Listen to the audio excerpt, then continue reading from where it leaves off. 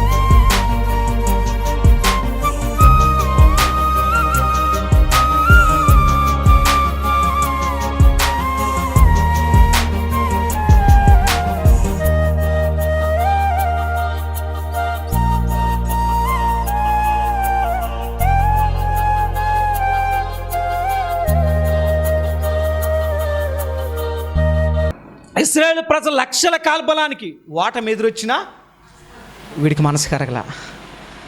36 మంది నిర్దాక్షిణంగా వీడి వల్ల చనిపోయినా ఆకాను మనసు మారలేదు. అయ్యో, నేను చేసిన పొరపాటు, లక్షల కాల్బలానికి ఓటమి వచ్చింది. నేను చేసిన పొరపాటు, మా దైవజనుడు పెద్దలు కలిసి నేల మోపుకుని బట్టలు చింపుకుని ఏడుస్తున్నారే, దీని అంతటికీ కారణం నేను చేసిన పాపమే అని పశ్చాత్తాపం నేను వచ్చిందా? దైవజనుడి దగ్గర పాదాలు పట్టుకుని నేను ఏడ్చాడా? అడిగేదాకా ఒప్పుకోలే దరిద్రుడు. అడిగే వరకు బాగా ఆలోచించండి. ఒకవేళ నేను ఇలా అనుకుంటాను, ఆకాను గనక ముందే ఒప్పుకుని ఉంటే ఆకాను ఏం చేయబడి ఉండేవాడు తెలుసా? క్షమించబడి ఉండేవాడు. కానీ ఆకాను క్షమించబడలేకపోవడానికి కారణం పట్టుకునే వరకు దొరకలా. ఒప్పుకోలా. ఏం చేయాలా అంటే ఎదురు నష్టమైపోతున్నా కానీ వీడికి చేమకుట్టినట్టు కూడా లేదు. 36 మంది చనిపోయిన వీడికి చేమకుట్టినట్టు. అందులోనూ యెహోషువ లాంటి గొప్ప నాయకుడు. యెహోషువ ఎలాంటి నాయకుడు అండి? గొప్ప దైవజనుడు ఆయన. సూర్య చంద్రులను ఆపిన దైవజనుడు. యెహోషువ ప్రార్థన చేస్తే సూర్యుడు ఆగాడు, చంద్రుడు ఆగాడంట. ఆ కనుగడు ఆగల. చాలా విచిత్రంగా ఉండే. సూర్యుడు ఆగాడు, చంద్రుడు ఆగాడు. అంటే ప్రార్థన చేత సూర్యుని ఆపగలిగాడు, చంద్రుని ఆపగలిగాడు, కానీ ఆకాను పాపాన్ని మాత్రం ఆపలేకపోయాడు. బాగా ఆలోచించాడు. దైవజనులుగా మేము ఎంతోమందిని మారుస్తూ ఉంటాం, కానీ కొంతమందిని మార్చలేకపోతూ ఉంటాం. మేము ఏం చేస్తాం? యెహోషువలాగా ప్రయాసపడుతూనే ఉంటాం, కానీ కొంతమంది మూర్ఖులు ఏం చేయరు? మారరు. ఎలాంటి వాళ్ళు?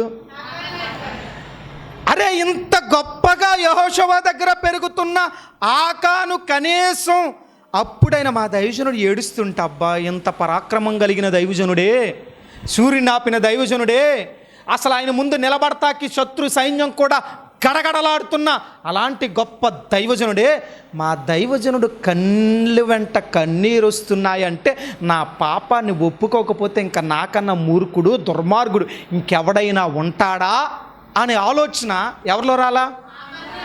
ఆకంలో రాలే. ఆఖరికి ఏడవలసి వచ్చింది. ఎవరు? గట్టిగా చెప్పాలా? అందుకే చెప్తాను, నువ్వు చేసిన పొరపాటు దైవజనుడి కంట కన్నీరుగా మారడానికి వీలు. ఒక ఆయన కొటేషన్ రాసి పంపించాడు. ఏంటో తెలుసా? మీకోసం అంటే సంఘ బిడ్డల కోసం అట దైవజనుడు ఏడుస్తూ ప్రార్థన చేస్తే తప్పులేదు, కానీ నువ్వు చేసిన పాపం వల్ల దైవజనుడు కళ్ళు వెంట కన్నీరు వస్తే అది నీకు శాపం అట. మీకు అర్థమైందా? అర్థం కాలేదా? అంటే నీ క్షేమం కొరకు దైవజనుడు కంట కన్నీరు రావచ్చు, కానీ నువ్వు చేసిన పాపం వల్ల దైవజనుడు కంట కన్నీరు అది నీకు క్షేమం కాదు. నేను అనుకుంటాను, బహుశా ఆకాను నాశనం అవడానికి తొలిమెట్టు అదే. తప్పు చేశాడు, ఓకే, కనీసం దైవజనుడు బాధపడినప్పుడైనా సరే పాదాల పట్టుకుని నా వల్ల ఈ శాపం వచ్చింది అని ఒక్క మాట అనుంటే అతను ఏం చేయబడి ఉండేవాడు. కానీ దైవజనుడు ఏడుస్తున్న ఈడు హృదయం మాత్రం కరగలేదు. అందుకనే ఎవరి కోపం వచ్చింది తెలుసా? ఎవరి కోపం వచ్చింది? అందుకే నువ్వెందుకు ఏడుస్తావు యెహోషువ? వాళ్ళందరిని తీసుకురా, వాడు ఎవడనే పట్టిస్తా అన్నాడు దేవుడు. అన్నాడా లేదా? అంటే తాత్కాలికంగా దైవజనుడు ఏడ్చిన మాట నిజమే, కానీ ఆఖరికి ఆ దైవజనుడు కన్నీరు కూడా ఎవరు చూశారు? దేవుడు చూస్తాడు, గుర్తుపెట్టుకో. అందుకే దైవజనులు ఏడిపించే విశ్వాసులు ఉంటే వాళ్ళ కుటుంబానికి వాళ్ళకి అది క్షేమం కానే కాదు. నీ తండ్రిని ఏడిపిస్తే బిడ్డగా అది నీకు క్షేమము కాదు. చాలామంది వృద్ధాప్యలో ఉన్న తల్లిదండ్రులు ఏడిపిస్తున్నారు. గుర్తుపెట్టుకో, ఈరోజు నువ్వు ఎంగేజ్లో ఉన్నావు, కానీ ఒకప్పుడు నీకు ఓల్డేజ్ అనేది వస్తుంది. కాలచక్రం ఎంత స్పీడ్గా తిరుగుతుందంటే, అలా అనుకున్న వాళ్ళు అందరూ బిడ్డల చేతిలో మరలా ఇబ్బందులు పడుతున్న వాళ్ళు మన కళ్ళ ముందు చూడట్లేదా? అనుకుంటారు చాలామంది, మనం ఏంటి ఎంగేజ్లో ఉన్నామని. కాలచక్రం తిరుగుద్ది, తొందరగా సంవత్సరాలు గడిస్తే నీ బిడ్డలు పెద్దోళ్ళు అవుతారు. పెద్దవాళ్ళు అయిన తర్వాత నువ్వు వృద్ధాప్యలోకి వస్తావు. వచ్చిన తర్వాత వాళ్ళు కూడా నిన్ను ఏమంటారు తెలుసా? నానమ్మని ఏడిపించలేదా, తాతయ్యని ఏడిపించలేదా, అమ్మమ్మని అడుగురా. అప్పుడు కానీ వీడికి ఏం రాదు, బుద్ధి వచ్చినా ఉపయోగం ఉండదు. ఎందుకని? ఆడు కొడుకు మారడగా. ఎందుకని? వీడి పశ్చాత్తాపం రాలా. అందుకే చూడండి, ఏ కష్టమైనా మన దాకా వస్తే కానీ అర్థం కాదు. ఎవరి దాకా వస్తే కానీ. చాలామంది ఎదుటోళ్ళు కష్టపడతా ఉంటే, ఎదుటోళ్ళు ఏడుస్తూ ఉంటే ఆనందపడతా ఉంటారు. గుర్తుపెట్టుకో, ఎదుటోళ్ళు బాధపడుతూ ఉంటే నీకు జాలి కలగాల. ఏం కలగాల? జాలి కలగాలి. జాలి కలిగి వాళ్ళ కొరకు ప్రార్థన చేయాలి, దేవా వాళ్ళని కష్టాల నుంచి తప్పించాను. అంతేగాని ఎదుటి వాళ్ళు ఏడుస్తూ ఉంటే నువ్వు ఆనందపడే మనస్తత్వం కలిగి ఉంటే ఆఖరికి అది నీకు కూడా అదే. బైబిల్ అంతే, నువ్వేం విత్తుతావో అదే కోస్తావు. అర్థమవుతుందా? సో గుర్తుపెట్టుకోండి, ఆకాను చూస్తూ ఉండిపోయాడు. ఇప్పుడు దేవుడు పట్టించాడా లేదా? గుర్తుపెట్టు, నువ్వు చేసే తప్పు ఏదో ఒక రోజు పట్టిస్తాడు దేవుడు. దీంట్లో సందేహం ఏం లేదు. ఇప్పుడు తప్పించుకోవచ్చు, పట్టుబడకపోవచ్చు, నేను దాక్కున్నాను అనుకోవచ్చు. నీ హృదయంలో ఏం దాగుందో అది ఎవరికి తెలుసు? మన హృదయ అంతరంగ స్థితిగతులు ఎవరికి తెలుసు అండి? ఎవరు తెలుసు? దేవునికి తెలుసు. సరే, ఇప్పుడు ఆకాను పట్టబడ్డాడు. ఇప్పుడు పిలిచి అడిగాడు, అరే నాయన, ఇప్పుడైనా చెప్పరా, నువ్వేం తప్పు చేసావా అని అంటే, అప్పుడు ఏమంటున్నాడు చూడండి ఆకాను. రండి చదువుదాం. ఆకాను యెహోషువతో విరోధముగా నేను పాపము చేసినది నిజము. ఏం దాచుకున్నాడో చదువుదాం ఒకసారి. దోపుడు సొమ్ములో ఒక మంచి షేనారు పై వస్త్రమును, 200 తులముల వెండిని, 50 తులముల ఎత్తుగల ఒక బంగారు కమ్మిని నేను చూచి వాటిని ఆశించి తీసుకుంటుని, అదిగో నా డేరా మధ్య అవి భూమిలో దాచబడి ఉన్నవి, ఆ వెండి దాని క్రింద ఉన్నదని ఉత్తరమిచ్చి తాను చేసినదంతయు చాలండి. ఇప్పుడు ఏమంటున్నాడు? నిజమేనయ్యా, నిజమే. ఎవరికి విరోధంగా పాపం చేశా? దేవునికి విరోధంగా పాపం చేసి నేను బంగారు వస్త్రాన్ని, వెండిని, ఇంకా బంగారు కమ్మిని తీసుకొచ్చి ఎక్కడ దాచాడంట? డేరా మధ్యలో భూమి కింద దాచాడంట. ఎక్కడ దాచాడండి? అలాగే ఉందా? డేరా మధ్య అవి భూమిలో దాచేయడంట. ఏం చేశాడండి? దాచాడు. దాచింది బయటపడిందా లేదా? చెప్పాలి గట్టిగా. ఇప్పుడు ఇది శపితమైందా కాదా? శపితమైన దాన్ని తీసుకొచ్చి డేరా మధ్యలో ఇంట్లో దాచాడంట. ఎక్కడ దాచాడు? భూమిలో దాచిపెట్టాడు. బాగా గుర్తుపెట్టుకోండి, మనం ఆత్మీయ జీవితంలో పాపాన్ని విడిచిపెట్టాలి, దాయకూడదు. ఏం చేయకూడదు? ఎక్కడ దాచాడు ఇతను? డేరా మధ్యలో. అంటే డేరా అంటే అతని నివాసం ఉన్న స్థలంలో. అక్కడ దాచాడు. అక్కడ దాచి సమాజంలోకి మాత్రం ఆత్మీయుడికి వచ్చాడు. సమాజంలోకి వచ్చినప్పుడు ఆ బంగారు వస్త్రము, కమ్మి, ఆ వెండి పట్టుకుని వచ్చాడా? రాలా. అంటే అర్థం ఏంటి తెలుసా? చాలామంది వేషం ఇంటి దగ్గర దాచుకుని ఆత్మీయులకి ఇక్కడికి బయలుదేరి వస్తారు. అంటే అర్థం ఏంటి? అర్థమైంది? అర్థం కాలేదా? గుడారంలోనేమో పాపం పనికిమాలిన పనులన్నీ చేసావు, పనికిమాలిన పనులన్నీ చేస్తున్నావు. చేసి ఆదివారం రాగానే ఆత్మీయులుగా తలస్నానం చేసి పాపమంతా పోయినట్టుగా ఇక్కడికి వచ్చి, దేవా ఎంత చక్కని ఆరాధన, ఎంత చక్కని పాటలు పాడుతూ ఉంటారు. అక్కడ చేసిన పనికిమాలిన పనులు ఏంటి అంటే, వేషం అక్కడ దాచావు, ఇక్కడికి వచ్చావు. పట్టుకెళ్ళిందంతా పాపపు సొమ్మునంతా గుడారంలో దాచాడు. యెహోషువ దగ్గరికి ప్రజల మధ్యకి ఎలా వచ్చాడు? సైనికుడుగా, ఆత్మీయుడిగా వచ్చాడు. అంటే బాగా ఆలోచించండి. మనం ఇంటి దగ్గర ఒకలాగా, మందిరంలో ఒకలాగా వేషం వేసుకునే వాళ్ళు లేరా? మందిరంలో అందరూ ఆత్మీయులే. మందిరంలో ముసుగేసుకున్న వాళ్ళు, ప్రార్థన చేసేవాళ్ళు, ఆరాధన చేసేవాళ్ళు బాగానే ఉంటారు. కానీ ఈ వేషాన్ని అక్కడ దాచి ఇక్కడికి మామూలుగా ఎలా వస్తారండి చెప్పండి?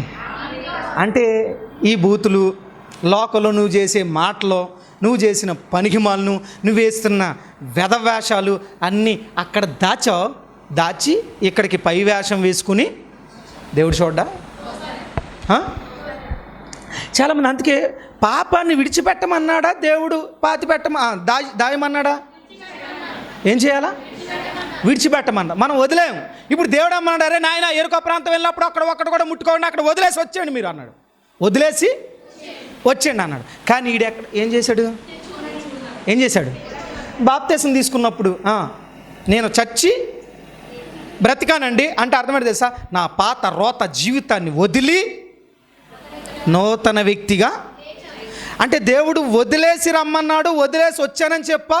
వదిలేసావా? ఇంట్లో దాచుకుని వచ్చావా? చాలామంది దాచుకుని, అంటే ఇక్కడ వేషం, ఇంట్లో ఇక్కడ మాటలు బాగుంటాయి, అన్నీ బాగుంటాయి. కానీ ఇంటికి వెళ్ళగానే మీ నిజస్వరూపాలన్నీ బయటకు వస్తాయా రావా? ఇంట్లో కూడా చెప్పాలి నీ గురించి సాక్ష్యం. మా అమ్మండి ప్రార్థన నుంచి రాగానే టీవీ పెట్టుకుని తింటదండి. ఏం తింటది? ఆదివారం షోసు, కామెడీ షోసు, సినిమాలు అన్నీ పెట్టుకుని ఆరాధన నుంచి అలా వస్తుందండి. టీవీ దగ్గర అతుక్కుపోయి అలా చూస్తూ ఉంటుందండి. ఆయన అడిగితే చెప్తాడు బిడ్డని, రే పాస్టర్ గారితో ఏం చెప్పగరా? అరే బిడ్డ దగ్గర చెప్పావు, దేవుడు మోసగించగలవా? నువ్వు ఇంటి దగ్గర వేస్తున్న వేషాలేంటి, చేసే పనులేంటి, ఇక్కడికి వస్తూ పాడిన పాటలేంటి? మీకు అర్థమైందా? అంటే నీ పాపాన్ని దాచింది ఏదొక రోజు పట్టుబడి. అందుకే మనం ఎప్పుడు కూడా ఇంట బయట ఎక్కడైనా ఒకేలాంటి ప్రవర్తన కలిగి ఉండాలి ఆత్మీయులుగా. ఎలాగా అంటే లోకంలో ఉన్నప్పుడు నువ్వు ఆత్మీయుడు అని తెలియాలా, బయట ఉన్నప్పుడు ఆత్మీయుడు అని తెలియాలా, మందిరానికి వచ్చినప్పుడు మాత్రమే కాదు. ఆకాను ఇంట్లో దాచుకున్నాడు, మరి హాయి మీదకి ఇతను కూడా ఇల్లు ఉంటాడు కదా, ఇల్లుంటాడా? అంటే ఏమీ తెలియనట్టు మామూలుగా యుద్ధానికి ఏమీ తెలియనట్టు బైబిల్ పట్టుకుని చాలామంది వస్తారు. ఆలోచించండి, ఇక్కడ ఎంత స్లోగా మెల్లగా చక్కగా మాట్లాడేవాళ్ళు, ఇంటి దగ్గర పెద్ద పెద్ద అరుపులతో, కేకలతో, బూతులతో మాట్లాడేవాళ్ళు ఉండరా? చెప్పండి. కొంతమంది ఇంటి దగ్గర వాళ్ళని అడగాల, చుట్టుపక్కల వాళ్ళని అడగాల. అమ్మో మామూలు ఆత్మీయులు కాదండి, ప్రార్థనలో మాత్రం మామూలుగా ఉండరు వీళ్ళు, బయట చూస్తే టాప్ లేచిపోద్ది. అంటే అర్థమైంది తెలుసా? పెంకులు కూడా ఎగిరిపోయేలాగా కేకలు వేసి గొడవలు పడే బ్యాచ్ ఉంటారుండ్రా. అంటే ఎక్కడైనా స్టేజ్ల మీదైనా సాక్ష్యాలు ముసిగేసుకుని ఎంత చక్కగా చెప్తారు కదండి. సాక్ష్యాలకి బ్రతుక్కి లింకప్ ఉండాలా వద్దా? గుర్తుపెట్టుకోండి, మనం ఏది మాట్లాడుతున్నామో, ఏది ఆరాధిస్తున్నామో, ఏం పాడుతున్నామో అది మన బ్రతుకులో ఉండాలొద్దా? ఉండాలి. ఈ ఆకాను దాచుకుని వచ్చాడంట. ఏం చేసి వచ్చాడు? దాయకూడదు. మారిపోయానండి. నిజంగా మారావా అంటే మారిపోయామని మాటల్లో చెప్పడం కాదు. కొంతమంది అంటారు, రే నా కోపం తెప్పించుకో, చాలా కంట్రోల్ చేసుకో. అంటే కంట్రోల్ చేసుకోకపోతే అంటే వచ్చేస్తాడంటే లోపల కూడా ఉన్నాడా? ఉండొచ్చా? లోపల ఇంకోటి ఉండకూడదు, ఒక్కడే. అంతేగాని నేను బాప్తీసం తీసుకున్నాను కాబట్టి అవుతున్నాను రా అంటే ఇంకోటి ఉన్నాడనే కదా. లేకపోతే ఏం చేస్తావు? అంటే మారలేదా? మోషే బయటకు వచ్చిన తర్వాత ఇశ్రాయేలు ప్రజలు విపరీతమైన కోపం తెప్పించినప్పుడు ఎప్పుడైనా రే గుద్దుకు చంపేసే మనిషిని రా నేను అన్నాడు? ఎప్పుడైనా? కంట్రోల్ చేసుకుంటాను జాగ్రత్తగా, లేకపోతే లేపేస్తా అన్నాడు ఎప్పుడైనా? అనలా. మోషే కంటే బలాఢ్యులు ఎవరన్నా ఉన్నారా? లేరు. గుత్తుకు ఒక్కడిని చంపేసి ఒక్కడే ఇసుక తీసి పూడ్చిపాడేశాడు. ఒక మనిషిని ఒకడు పూడ్చగలడా? ఆఫ్టర్గా తీసి పాడేసాడు అలాంటి బలాఢ్యుడు. కానీ ఎప్పుడైనా ఎంత కోపం వచ్చినా దేవుని దగ్గరికి వెళ్ళి నేను కన్నానా అని కోపపడ్డాడు. కానీ వాళ్ళ దగ్గరికి వెళ్ళి రే ఒక్క దెబ్బతో లేపేయను రా ఐగుప్తీని ఏమనుకుంటున్నారు అన్నాడు ఎప్పుడన్నా? అనలా. మీరు ఘర్షణ పడినప్పుడు ఎప్పుడన్నా అన్నారా? బాప్తీసం నిన్నే తీసుకున్నాను కాబట్టి బతికిపోయావు, లేకపోతేనా నీ అంతేంటో అంటే తీసుకోకపోతే చంపేద్దామని. అంటే నీ ఆలోచనలో, నీ అలవాట్లు, నీ కోపం ఏమవలా? చావాలా? మీకు అర్థమైందా? గుర్తుపెట్టుకో, ఆత్మీయ జీవితంలో పాపాన్ని సిలివేసామన్నాడు. ఏమేమన్నాడు? మీ దురాశలను, మీ ఆశలను, మీ పాపాలను ఏం చేయాలా? సిలివేసేయాలి. అంటే సిలివేసిన తర్వాత కూడా బయటకు వస్తాయా? అంటే ఇప్పుడు ఒక మనిషిని చెక్క మీద పెట్టి కాళ్ళకి మేకులు కొట్టిన మనిషి బయటకు రాగలడా? రాలేడు. అంటే అర్థమైంది, సిలివేసేసావు, ఇంకా బయటకు. ఇప్పుడు మీ దురాశలను సిలివేశారా? మీ బూతులను సిలివేశారా? మీ కామ వికారమైన చేష్టలను సిలివేశారా? అసూయను సిలివేశారా? కుట్రలో కుతంత్రాలు సిలివేశారా? వేయలే. కన్నింగ్ బ్యాచ్ పోదు. ఈ సీరియల్ చూసి లేడీస్ కన్నింగ్ ఫెలోస్ ఎక్కువైపోయారు కొంతమంది. అసలు మీకు తెలుసా సీరియల్లో విలన్స్ ఎవరు? నిజమేనా? ఏంటో తెలియదు. అవి చూసి మీరు తయారవుతున్నారు. గుర్తుపెట్టుకోండి. చూడొచ్చా? మనం గట్టిగా చెప్పాలా? అంటే పాత జీవితాన్ని ఏం చేయాలా? సిలివేయాలి. ఏం చేయాలా? అంటే చంపేశావు. ఇక మరలా నీ లైఫ్లో తొంగి చూడడానికి. అంటే నీకు పిచ్చి కోపం వచ్చినా సరే బూతులు నీ నోటి వెంట రాకూడదు. వస్తున్నాయంటే అర్థమేంటి తెలుసా? వదలలేదు, నువ్వు వెంట పెట్టుకుని వస్తున్నావు. మార్పు లేదు. దాచావంతే. ఎక్కడ? గుడారంలో. ఎక్కడ? అందుకే గుడారంలో ఒకలా ఉంటారు, దేవుని గుడారంలో ఒకలా ఉంటారు. అంటే అర్థమైందా? ఇంటి దగ్గర ఒకలాగా, దేవుని ఇంట్లో ఒకలా ఉంటారు. అంటే ఈ వేషం వేసుకోవడం కరెక్టేనా? కరెక్టేనా? ఆత్మీయ జీవితంలో ఎప్పుడు కూడా బైబిల్ ఏముంది? వేషినైనా క్షమిస్తాడు కానట ఎవరు క్షమించడాని? వేషధారిని క్షమించడం. అందుకే శాస్త్రుల్ని పరిచయాల గురించి ఏమన్నా తెలుసా? ఆయన మీరు సున్నము కొట్టిన, ఓ వేషధారులైన శాస్త్రులారా, పరిచయాలారా, మీరు సున్నము కొట్టిన సమాధి. అంటే సున్నము కొట్టిన సమాధి ఎలా ఉంటుంది? బయటికి ఒకసారి తవ్వి చూడండి, వాసన వస్తుంది, బ్యాడ్ స్మెల్ వస్తుంది. ఒక్క నిమిషం ఉండగలరా? ఉండలేరు. అంటే అర్థమైతే తెలుసా? సున్నం కొట్టిన సమాధులు ఎలా ఉంటారంటే పైకి ఆత్మీయులుగా ఉంటారు. నీ పేరు ఏంటమ్మా? నా పేరు దెబోరా. నీ పేరేంటమ్మా? నా పేరు రెబ్కా. నీ పేరేంటమ్మా? నా పేరు ప్రిస్కిల్లా. నీ పేరేంటమ్మా? నా పేరు లూదియా. నీ పేరేంటమ్మా? నా పేరు ఎస్తేరు. నీ పేరు రూతు. పేర్లు బాగానే ఉన్నాయి, ఒక్కసారి నోరు తెరవాలా, సమాధి వాసన బయటకు వస్తుంది. అంటే పేరుంటే సరిపోయిందా? బ్రతికేమవ్వాలా? ఏమవ్వాలా? మార్చుకోవాలా? నేను మారాను అనే మాటల్లో చెప్పడం కాదండి. నేను మళ్ళీ చెప్తున్నా, బాప్తీసం తీసుకున్నావంటే ఏదో బాప్తీసం తీసుకున్న కొద్దిగా మారుతానులేండి. కొద్దిగా ఏం చేస్తారంట? అసలు బాప్తీసం అంటే అర్థం తెలుసా? మారు మనసు పొంది, దేవా నాకు అర్థమైంది, నా పాత బ్రతుకుని సిలివేస్తున్నా, పాత బ్రతుకుని వదిలేస్తున్నా, ఇంకెప్పుడు ఇలా పాత జీవితాన్ని నా జీవితంలోకి రానివ్వను అనేదే బాప్తీసం. అలాగన్న తర్వాత తెలుసో తెలియకో తీసేసుకున్నానండి, కొంచెం ఏం చేస్తాడట? కొంచెం మార్చుకోమని బైబిల్లో ఎక్కడ ఉంది? బైబిల్ ఏముంది? మారు మనసు అంటే మనసు మారింది. మారిన మనసు తర్వాత మరలా పాపపు మనసు నీలోకి రాకూడదు. మనసు మారింది. మారిన తర్వాత మళ్ళీ ఆ చేష్టలేంటి? మారిన తర్వాత ఆ బూతులేంటి? మారిన తర్వాత మొబైల్లో దిక్కుమాలని చూడడం ఏంటి? మారిన తర్వాత ఎదుటోళ్ళు ఎదుగుతుంటే ఏడవడం ఏంటి? మారిన తర్వాత కుట్రలో కుతంత్రాలేంటి? మారిన తర్వాత ఒకరి మీద కక్షలు కార్పణ్యాలేంటి? మారవా? గుర్తుపెట్టుకో, మారాలి. మారు, గట్టిగా చెప్పాలా? మారు. ఇశ్రాయేలు ప్రజలతో ఉన్నాడు, కానీ ఆకాను హృదయంలో ఏం లేదు? మార్పు లేదు. మోషేను చూశాడు, యెహోషువను చూశాడు, గొప్ప దైవజనులు చూశాడు, కానీ హృదయంలో ఏం లేదు? నువ్వు దైవజనుడితో ట్రావెల్ చేస్తున్నావంటే కాదు, దేవుని సంఘంలో దైవజనుడు వాక్యం వింటున్నావంటే కాదు, ఆ వాక్యానికి తగ్గ బ్రతుకు మన జీవితంలో ఉండాల. అంతేగాని వేషధారిని దేవుడు క్షమించడం. కొంచెం మారుతానండి. మరి బాప్తిస్మం ఎందుకు తీసుకున్నానంటేనే అర్థమేంటి తెలుసా? ఇంకా ఇది నేను చెప్పాలా? చెయ్యను అనే కదా తీర్మానం చేసుకున్నట్టు కదా. తీర్మానం చేసుకున్నాం. తీర్మానం చేసుకున్న తర్వాత కూడా మళ్ళీ ఇలాంటి పనులు మనం చెయ్యొచ్చా? చేస్తే ఏమనాలా? ఏమనాలా? నేను చాలాసార్లు చెప్పాను, చనిపోయిన వ్యక్తి లేచి వస్తే ఏమంటారు? అబ్బా మా నాన్నగారు వచ్చేసారండి అంటారు ఎవరన్నా?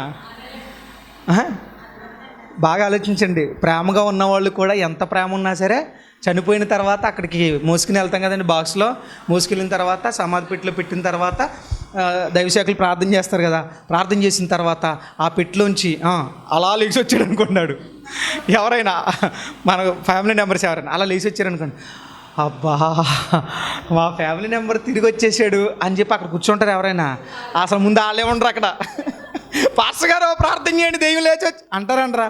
అప్పుడు పేరు పెట్టి అనరు, మా నాన్న అనరు, మా అమ్మ అనరు, మా తాత అని అనరు, నా భర్త అనరు, నా పిల్లలు అనరు. ఏమంటారు? పేరు పెట్టి అంటారు. అప్పుడు ఎవరన్నా అమ్మ బాబాయ్ దెయ్యం వచ్చేసింది అంటారు. అంటారనరా? అంటే చచ్చిన వ్యక్తి లేచి వస్తే ఏమని పిలుస్తాం? పేరు పెట్టి పిలవం. ఏమంటా? మన చచ్చిన అలవాట్లు పైకి లేచి వచ్చినాయి అంటే నిన్నేమనాలా? పేరు మార్చుకుంటే కుదరదు, ఆ పేరుతో ఎవరో పిలవరో, ఒక్కటే పిలుస్తారు. ఏమని చెప్పాలా? ఎన్ని మందిరాల్లో ఎన్ని దెయ్యాలు తిరుగుతున్నాయో తెలియట్లేదు, కానీ నిజమే తిరుగుతున్నాయి. కొంతమంది అంటారు మందిరంలోకి వెళ్ళిపోతే దెయ్యాలు రావండి. ఎవరన్నారు? ఏసై దగ్గరికి వెళ్ళింది దెయ్యం. ఏసైని కూడా శోధించింది. శోధించలేదా? మళ్ళీ ఎప్పుడు తెలుసా? 40 దినాలు ఉపవాసం ఉన్న తర్వాత. ఎప్పుడు చాలామందికి అనుకుంటారు ఏంటంటే మందిరంలోకి వెళ్ళిపోతే ఎవర్రారు అంటారు. ఎవరన్నారు? మందిరంలో అపవిత్రాత్మ పట్టిన వాడిని ఒకరిని వదిలించాడు కదా దేవుడు. ఎక్కడిది?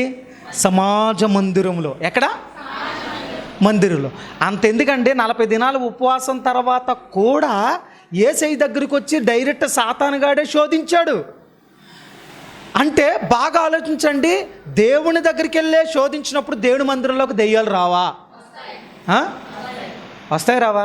అందుకే చాలా మందిరాల్లో దెయ్యాలు తిరుగుతూ ఉంటాయి. మారు మనసు పొందిన దెయ్యాలు, అంటే పొందామనుకుని భ్రమలో ఉన్న దెయ్యాలన్నమాట. అంటే పాత జీవితాన్ని ఏం చేయట్లేదు వీళ్ళు, ఏం చేయట్లా? వదిలేయాలి. నేను మళ్ళీ చెప్తున్నా, వదిలేసిన వాటిని చేసావంటే నువ్వు దెయ్యాను అని అర్థం. మందిరంలో కూర్చుని ఒక అపవిత్రాత్మ అని అర్థం. ఇప్పుడు కొంతమంది మరి అపవిత్రాత్మ పాటలు అలా పాడతాడు. సైతన్ కూడా పాటలు పాడ్డా మీకన్నా బాగా పాడతాడు.